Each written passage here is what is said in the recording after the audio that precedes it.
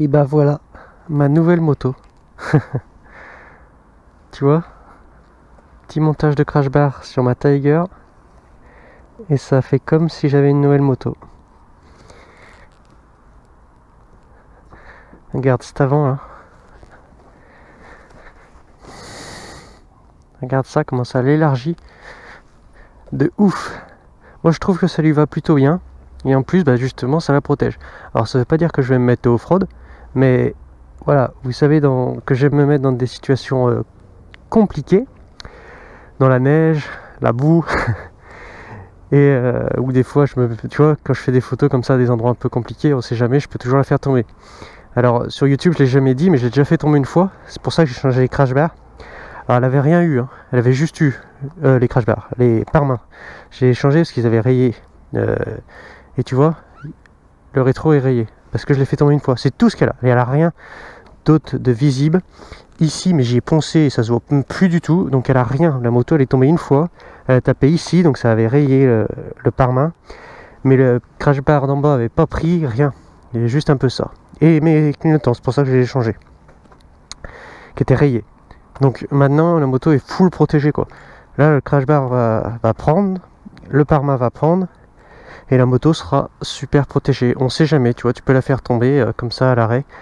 La première fois où je l'ai fait tomber c'était en road trip, je vous montrerai peut-être la vidéo un jour, on sait pas. Mais la première fois où je l'ai fait tomber j'étais en road trip, j'étais peut-être un peu la fatigue et tout. Donc voilà. Donc j'ai monté ces crash bars. Alors attention, quand vous montez, donc ces crash bars, la marque, je sais pas comment elle se dit moi. C'est HEED, tu vois. Donc c'est ça. Très attention les vis là.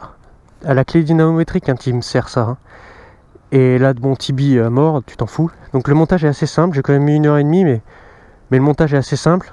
Le plus dur c'est de, tu vois, de mettre ces vis là, parce que c'est pris ici par un petit U avec une barre dessous. Donc le plus dur c'est de mettre ces vis là qui sont pas très accessibles parce qu'il y a le klaxon qui gêne. Si j'enlevais le klaxon, j'allais me faire chier le remettre après. Donc c'est pour ça que je l'ai laissé et que je me suis fait chier à mettre. Mais c'est faisable en 1h30 en prenant son temps. Après voilà, tu me sers bien ça à la clé dynamométrique. Dès que tu dévisses des vis moteurs, tu sers à la clé dynamométrique. Et le mieux c'est de demander à Triumph ou à, si tu as une moto je sais pas quoi, tu demandes à je sais pas qui. Parce que t'entends n'importe quoi.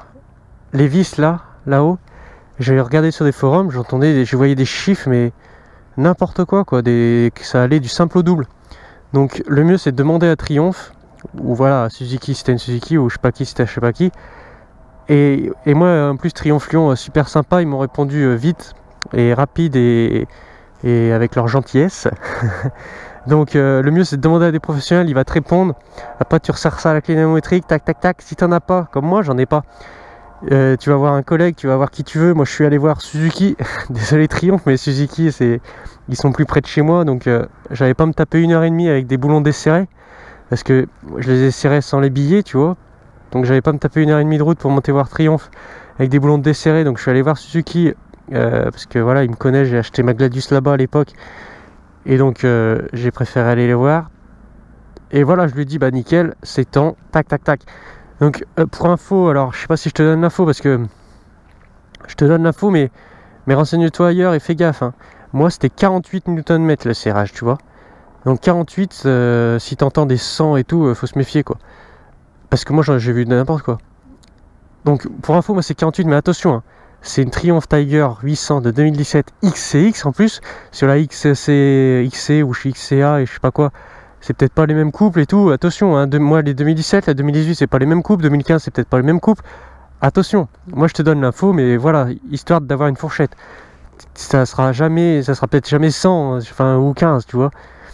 Donc fais gaffe, mais renseigne-toi avant de serrer et puis voilà. Sinon le montage est très simple et ça lui fait un plutôt belle gueule.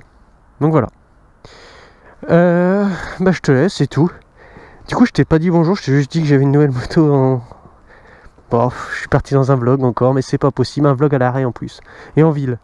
Bon, au bord de la Loire, donc c'est pas déplaisant, mais bon voilà, encore un petit vlog à l'arrêt, enfin encore un vlog à l'arrêt, c'est le premier vlog à l'arrêt, mais encore un vlog du coup. Donc je Je fais des vlogs sans le savoir, moi, des fois, c'est pas possible. Tu vois, je m'arrête, je dis putain, j'ai une nouvelle moto. Et après, je suis parti en explication. Alors que ça, je t'ai dit, j'ai une nouvelle moto, je t'aurais présenté les crash bars dans une déo, par exemple. Mais bon, du coup, je t'ai fait un vlog parce que j'ai parlé pendant longtemps. Donc voilà mes nouveaux crash bars. Voilà. Allez, vais et amuse-toi bien et fais-toi plaisir.